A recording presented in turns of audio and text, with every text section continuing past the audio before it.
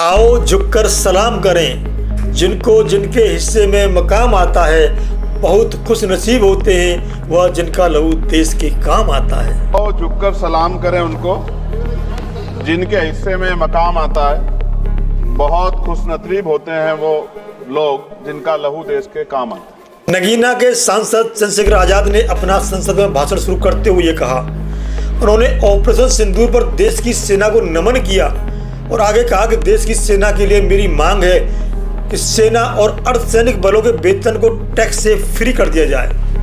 बहुत बड़ा मांग रखी है ये। विषय ऐसा चल रहा है कि देश की सेना पर हमको गर्व है, लेकिन जिस तरह से आतंकवादी गतिविधियां बढ़ रही हैं, मेरी मांग है कि बैटल ऑफ ऑनर से सम्मानित चमार रेजिमेंट को बहाल किया जाए। इस समय ऐसा विषय चल रहा है कि देश की सेना पे हमें गौरव है, गर्व है, लेकिन जिस तरह से आतंकवादी गतिविधियां बढ़ी है, मेरी मांग है कि बैटल ऑफ ऑनर से सम्मानित चमार रेजिमेंट को बहाल किया जाए। Gurjar regiment, Mehtar regiment, Yadav regiment बनाए जाए, क्योंकि देश का जो किसान का मेरा है उसके अंदर देश का जो गांव में रहने वाला जो व्यक्ति है उसके अंदर देश प्रेम बहुत का जज्बा बहुत जबरदस्त है।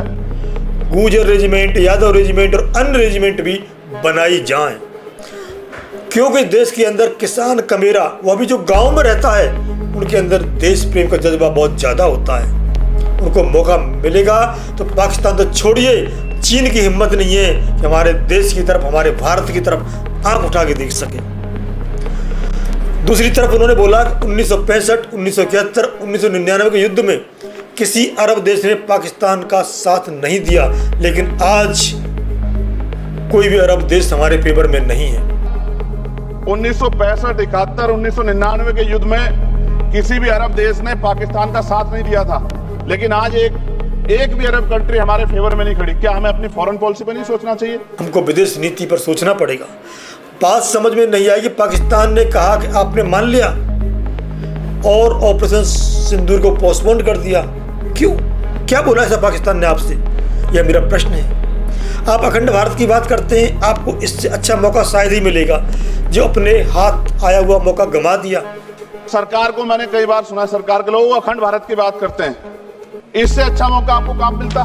यदि पीओके में सेना घुस जाती तो अच्छा होता, क्योंकि पीएम मोदी साहब पाकिस्तान के भी प्रधानमंत्री होते और यहाँ वित्त मंत्री जी बैठी हैं, ये भी पाकिस्तान की वित्त मंत्री होती। इस तरह से मीडिया ने माहौल बनाया था मोदिया, तो ऐसा लगा कि अगर देश की सेना ने जो हिम्मत जुटाई थी, सरकार मदद करती, तो माननीय नरेंद्र मोदी जी पाकिस्तान के भी प्राइम मिनिस्टर होते इस बार।